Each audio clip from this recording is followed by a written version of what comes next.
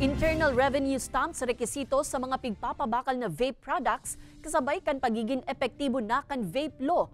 BIR nagpatanid sa publiko sa piligrong dara kan mga vaporized products na mayo kan nasambitan ng stamp. Uya ang report ni Chris Novello. Epektibo ng ngunya na bulan ng Hunyo at RA 11900 ang Vape Law of 2022. Katakod kay ini nagpaluwas ang Bureau of Internal Revenue ning kasuguan na nagmamando sa mga vape importer as in manufacturer na dapat may internal revenue stamp ang mga vaporized products. Nakapalaman ini sa Memorandum Circular 59-2024 kung saan ang mga vape product na mayong stamp may kukonsiderang illegal as hindi nag-agi sa maninigong proseso.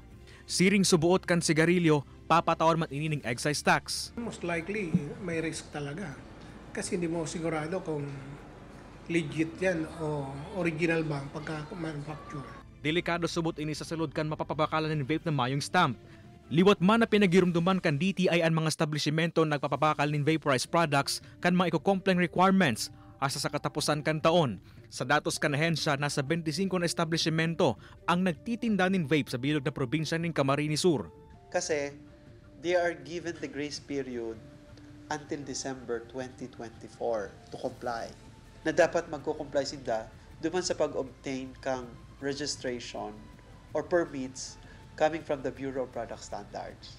Kasabay pa sa pagirumdum kan DTI na dapat haray una sa 100 meters subuot ang distansya kan sarong tindahan ng vape sa mga eskwelahan o lugar na pigdudumanan kan mga aki. Kay banan si Jovel Obiso, Chris Novello, Balitang Bicolandia.